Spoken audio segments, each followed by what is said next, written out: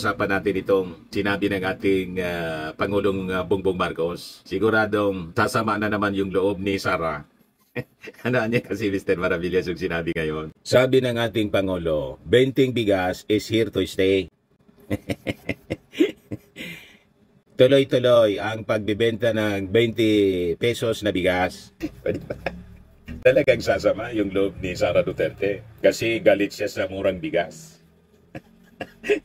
Ang murang bigas daw kasi sabi ni Sara na binibenta ng ating Pangulong Bongbong sa mga kadiwa sa Pilipinas, pagkaing baboy. Pero yung mga mamamayang Pilipino po, mga mahirap, tuwang-tuwa sa 20 pesos na bigas at malayo sa sinasabi ni Sara na pagkaing baboy. Napakasarap. Sarap na sarap mga kababayan kasi yung quality niya pang 31 pesos per kilo. Di ba? At saka yung regular milled rice from 45 to 43 na lang. Sufficient na ngayon mga kababayan ang supply ng bigas sa ating bansa despite sa mga calamities na tumama noong mga nakarang buwan. Di ba? Kasi labo-labo po ang pagtrabaho ng ating Pangulong Bongbong Marcos sa pagtulong po sa ating mga farmers at saka mga fisher folks. Tutok na tutok yung ating Pangulong Bongbong at saka sa presyo ng mga bilhin. Kaya wala nang issue si Sara Duterte na mga gamit para siraan yung ating Pangulo. Diba? Yan sabi ng Pangulo. Hindi niya siya isang roll out lang. It's not a one roll out but a sustainable initiative that will expand nationwide with the support of local government units. Tuloy-tuloy na ito po. Sabi sa kanyang vlog mga kababayan ngayong araw na to, 20 peso rice is here to stay. It is achievable, it is sustainable. Parami ng parami ang ating mga location sa pagtutulungan ng maraming ahensya ng national government at ng local government, sabi ng ating Pangulo. Meanwhile, the President also dispelled concerns that the low price of rice would drive down the farm gate prices ng palay. Hindi po totoo yan. Meron po tayong minimum buying price.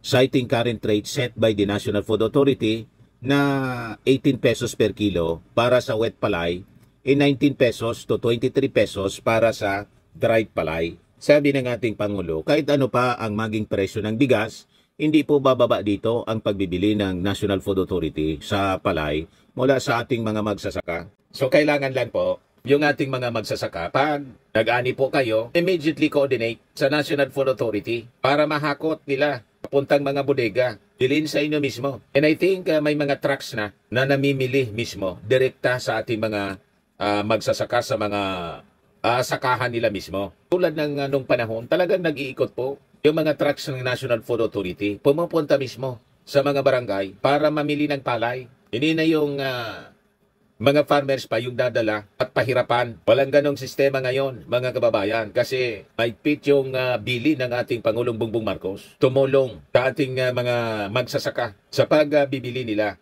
pagbibinta ng mga palay. Sabi ng ating Pangulo, daan-daan na ang mga dryer para yung farmer meron na siyang dryer. Hindi siya mapipilitan may pagbili yung kanyang mga palay kung anuman ang presyong binibigay sa kanya ng trader. Yun niya yung dahilan kung kaya kayang baratin ng mga trader dahil wala silang mga processing. Traders can bargain down the prices is because farmers do not have processing facilities. Pero ngayon, mayroon na. So in addition to protecting farmers, President Marcos said, the administration is investing in modernizing agriculture to make the industry more attractive to younger Filipinos. Ang sagot ko, teknolohiya. We must use technology.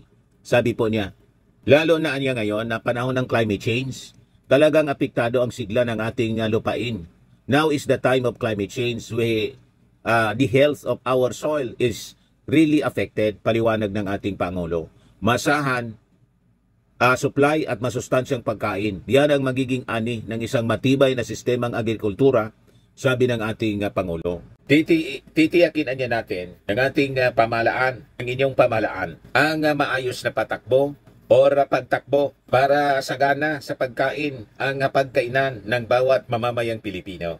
O di ba? Tapos nanawagan din yung ating Pangulong Bongbong Marcos sa ating mga local officials. Tapos na niya yung politika kasi tapos na rin yung eleksyon eh. Kailangan na niya magtulungan tayo. It's time to serve. Yan o.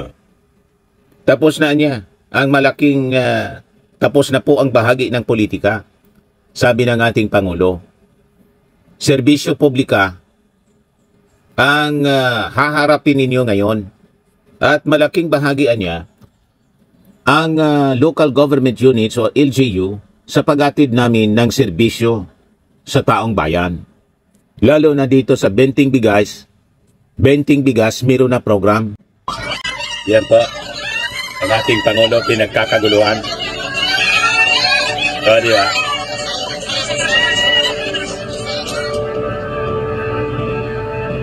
Ngayong linggo ay nanumpa na ang mga bagong halal natin mga lokal at national officials na ang nagsimula sa kanilang mga trabaho. Ako ay makikicongratulate ulit sa inyo at magpaparating ng good luck para sa inyo lahat. Tapos na po ang bahagi ng politika. Serbisyo publika na ang haharapin nyo ngayon. Marami-rami tayong trabahong pagtutulungan sa lokal at sa national government at malaking bahagi ang LGU sa paghahatid namin ng serbisyo sa taong bayan. Di ba? Pinagkakaguluhan yung ating Pangulo. Implementasyon ng marami nating programa sa pagkain at sa agrikultura. Kaya na lamang itong 20 peso rice program. Stores may 20 peso rice, kundi pati na rin sa mga palengke natin. Parami na ang ating mga location. At hindi lang po ito pop-up store na mawawala naman pagkatapos na masimulan. Tuloy-tuloy na po ito. Sa ngayon, as we said, vulnerable sectors muna, doon sa higit na mga nangangailangan. So pagtutulungan ng maraming ahensya ng national government at ngayon in partnership with the local government, 20 peso rice is here to stay. It is achievable, it is sustainable. Kaya abangan ninyo in your nearest public market. Meron silang pangamba na dahil binaba ang presyo ng bigas, sasabay din ang presyo ng palay. Hindi po totoo yan. Meron po tayong minimum buying price. Ang NFA ay bibili ng basa na palay sa 18 pesos. Yung dried na palay mula 19 hanggang 23 pesos. Kahit ano pa ang maging presyo ng bigas, hindi po bababa dito ang pagbili ng NFA sa palay mula sa ating mga magsasaka. Di ba? Yan ang assurance mga kababayan. Hindi na kayang baratin ng mga traders yung ating mga farmers sa kanilang mga ani. Kasi nandyan ang National Food Authority. Bibilin mismo nila ang inyong mga ani. Ayos na ayos pa, mabuhay ang bagong Pilipinas.